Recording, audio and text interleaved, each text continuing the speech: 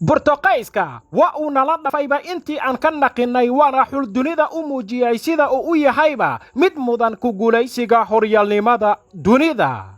ciyaartii ka dhacday Lusail Stadium laguma qeexi karo waxaanan ahayn Uruguay waa xul aan ku taagnayn cagabuuran halka Portugalna uu ahaa xulka bannaanka soo dhigay sida aanan gorgortanba looga gali karin inuu qayb ka noqonayo xulalka u sharaxan sanadkan hanashada mundiyaalka adduunka. sidoo kale kulankan waxaa lagu soo laabay buuggii lagu daabacay sheekooyinkii raqiiska ahaa ee Bruno Fernandes oo noqonayaba inuu yahay لاعب ama in kale ilan waa xidigii xuf iyo xariiftanba jihada kaga qasay difaacyadii Uruguay isla isaga ayuuna ka yimid goolkii Portugal u xaqiijiyayba inay u tillaabsadaan wareegga 16aad kadib markii uu la helayba shabaqoodii darba halbeeg fog. isla Bruno Fernandes ayaa mar kale si degan oo la jeclaysto gool ugu badalay rigoora ay heleen. habeenkan ayaana la dhihi karaaba waa habeenkii Bruno uu burburiyay xulkii awoodda badnaa ee Uruguay. taariikhda oo hadashayna waxay tiri waa ciyaaryahanka kaliya ee ka qayb galaya dhacdadani qaaliga ah ee 2022 ka dhacaysa dalka Qatar. haddana kulankii furitaanka caawiya ka noqday 2 gool kii labaadna dhaliyayba 2 kale. ilaa iyo haatan Bruno wuxuu ku lug yeeshayba 4 gool. Uruguay uma alfana sidii dhacdadii qaaliga ahayd ee ka dhacday Afrika 2010 haddana rajadooda inay beegsadaan wareegga 16aad waxay kaga xiran tahay Ghana oo dadkeeda oo isku duubanna aysan weli iloobin sidii faasha xumayd ee xulka Uruguay ay kaga reebeen koobka adduunka iyadoo la joogo South Africa. reer Ghana ayaana waqti xaadirkan ku dhawaaqayba argoosiga qarniga ka hor ciyaarta dhici doonta 2 bisha December labada dhinacna u noqonaysa ama gool ama geeri. jilayaashii jallayaasha ayaa iyagana qayb ka noqday xulalka ilaa iyo haatan iska xaadiriyay wareegga 16aad ee mundiyaalka.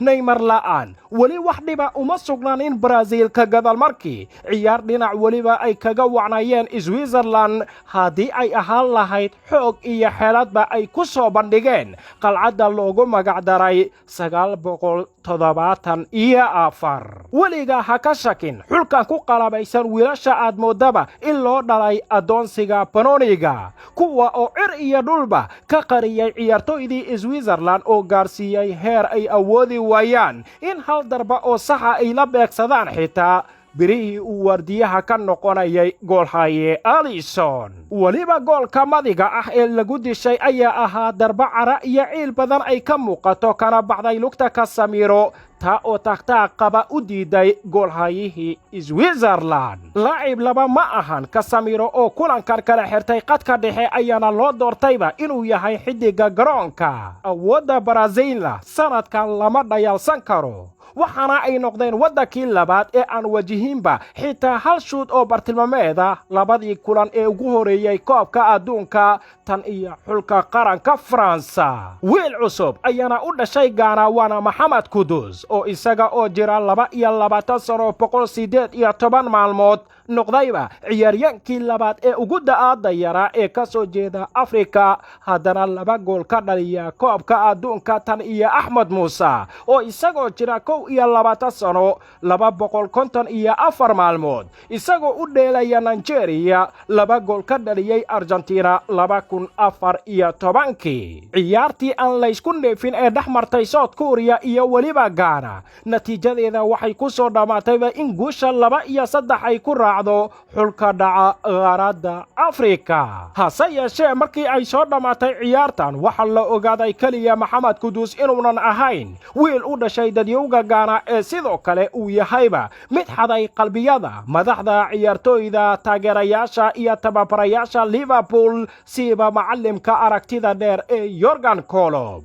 maxamed kudus ayaana isku baray Klopp iyo Liverpool kadib markii gool uu kaga dhaliyay heerka gurubyada ee Champions League isagoo ka tirsan kooxda reer Holland ee Ajax.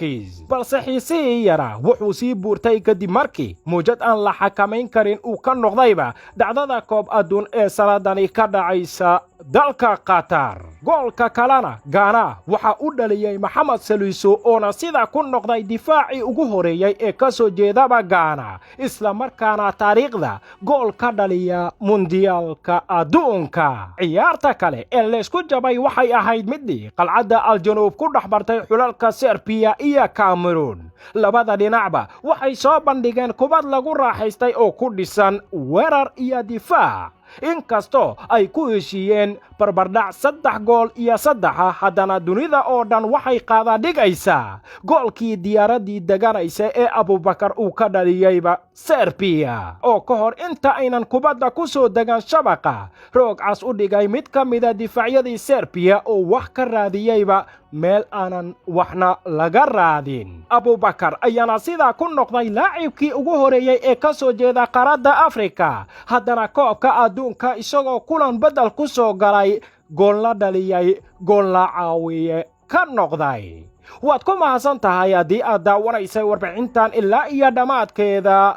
waxaan ahay Maxamed Cabdirasaaq Tolman.